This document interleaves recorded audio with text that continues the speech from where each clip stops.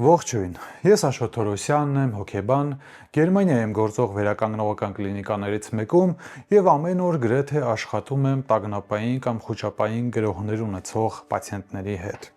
Նախորդ տեսանյութում մենք խոսել ենք այն մասին, թե ինչ է մեր մարմնում կատարվում խուճապային գրոհի ժամանակ եւ ինչպես կարելի է այն կարգավորել, այսինքն մեր մարմնական ախտանշանները, այսօր կխոսենք եւս մեկ այլ արդյունավետ գործիքի մասին, որը կոչվում է 5-4-3-1 վարժություն կամ մեթոդ։ Իդեպ 5-4-3-2-1 մեթոդը օգտվում է ոչ միայն խուճապային գրոհների ժամանակ,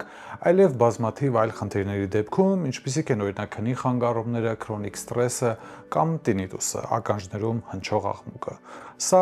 ինքնակարգավորման գերհզոր գործիք է, եւ եթե ուզում ես եւս մեկ այլ գործիք ավելացնել քո ինքնակարգավորման, այսպես ասենք, գործիքակազմում, ապա մնա մինչև վերջ, քանի որ շատ հետաքրքիր մեթոդի ենք մենք տիրապետելու։ 5-4-3-2-1 տեխնիկան լուծում է այս խնդիրը մի շատ պարզ եղանակով։ Այն վերադարձնում է մեզ դեպի ներկա, դեպի այստեղ եւ հիմա։ Եվ դա անում է ակտիվացնելով մեր բոլոր կարևոր զգայարանները, ինչպիսիք են օրինակ լսելը, տեսնելը կամ շոշափելիքը։ Երբ ողջ ուշադրությունդ կենտրոնացնում ես քո զգայարաններից ստացվող տեղեկությունների վրա, այսինքն քո զգայությունների վրա, ապա այլ բովանդակությունները ֆիլտրվում են քո ընկալումներում։ Չես հավատում։ Արի կատարենք մի պարզ հետաքրքիր փորձ։ Փորձիր հիմա ուշադրությունդ ուղղել քո ձախ ձեռքի վրա։ Տես թե ինչպես է քո ձախ ձեռքը կպած քո ազդրին։ Զգա կտորի որակը, զգա քո ձեռքի ծանրությունը, մի խոսքով շոշափելիքի զգայարանից ստացվող բոլոր զգայությունները։ Ստացվում է։ Զգում ես քո ձախ ձեռքը։ Շատ լավ։ Դե հիմա փորձիր այլևս չկենտրոնանալ քո ձախ ձեռքի վրա։ Մի զգա այլևս քո ձախ ձեռքը, ոչ մի զգայություն այլևս։ Ստացվում է։ Ստացվում է քո ձախ ձեռքը էլ չզգալը։ Որտեղից ստացվի, ես անդադ կրկնում եմ։ Նույնն էլ կատարվում է խուճապային գրոհների ժամանակ։ Մարդիկ փորձում են չզգալ իրենց, չգիտեմ, սառը քրտինքը կամ սրտերի զարկը կամ իրենց պուլսը, եւ դա չի էլ ստացվելու, որովհետեւ մենք ակտիվ զբաղված ենք ինչ-որ բան չանելով։ Եվ 5-4-3-2-1 տեխնիկան լուծում է հենց այս խնդիրը։ Այսինքն փոխարենը կենտրոնանալով այդ չերի վրա, մենք կենտրոնանում ենք այն ամենի վրա, ինչը կարող ենք անել եւ ինչն է իսկապես գտնվում մեր վերահսկողության տիրույթում։ Հիմա, ինչպես է աշխատում այս մեթոդը։ Դու անցնում ես քո բոլոր 3 զգայարաններով, տեսնելը, լսելը եւ զգալը, շոշափելիքը այսինքն, եւ միաժամանակ հաշվում ես հետընթաց, այսինքն 5-4-3-2-1։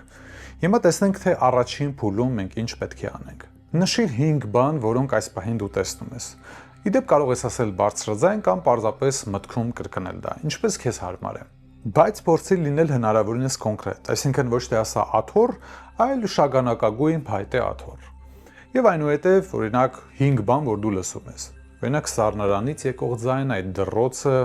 կամ օրինակ փողոցի աղմուկը, կամ սեփական շնչառությունը։ Հիմա փորձիր կենտրոնանալ քո շոշափելիքի զգայարանների կողմից ստացվող տեղեկությունների վրա, այսինքն ինչպես է օրինակ ոտքդ հպած գետնին, հատակին, կամ ինչպես ես դու զգում քո տաբատի որակը, կտորը, քո զգայությունները ընդհանրապես, որոնք դու ստանում ես քո շոշափելիքի զգայարանով։ Երկրորդ փուլի դեպքում մենք կրկնում ենք գրեթե նույն հերթականությամբ, բայց այս անգամ արդեն մինչև 4, այսինքն 4 բան, որոնք մենք տեսնում ենք։ Իսկ արդեն 3-րդ, 4-րդ կամ 5-րդ փուլերում արդեն համապատասխանաբար նվազեցնում ես եւ հասցնում ես մինչև 1-ի։ Ավարտին յուրաքանչյուր զգայարանի համար արդեն մնում է 1 դիտարկում։ Երբ է այս մեթոդը հատկապես օգտակար։ Դու կարող ես կիրառել 5-4-3-2-1 տեխնիկան հետևյալ իրավիճակներում։ Օրինակ, ինչպես նշեցի, խուճապային գրոհների ժամանակ, երբ դու մտովի հետևում ես քո օրգանիզմում տեղի ունեցող յուրաքանչյուր փոփոխությանը եւ գրանցում։ Դրա հետևանքով բնականաբար ել ավելի են սրվում ախտանշանները։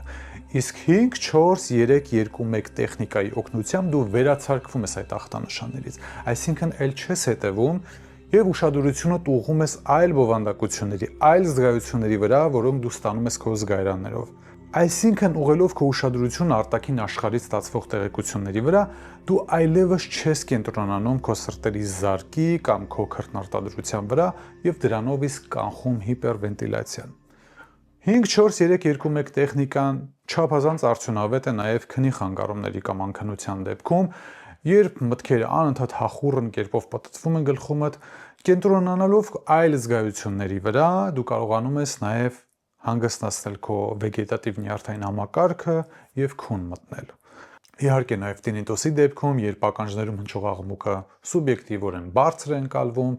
եւ երբ մենք կենտրոնանում ենք մեր զգայությունների վրա, դրանով բնականաբար իսկ ֆիլտրում ենք տինիտուսը մեր զգայական ընկալումներում։ Հաջորդ տեսանյութում ես քեզ քայլ առ քայլ կուղեկցեմ այս վարժությունը կատարելիս, այնպես որ եթե հիմա ժամանակ ունես, տեղավորվիր քեզ համար հարմարավետ մի դերքում, հնարավորության դեպքում օգտագործիր ականջակալներ եւ սեղմիր այս թամնելի վրա, որպեսզի անցնես արդեն բուն վարժությանը։ Դե, եկեք սկսենք։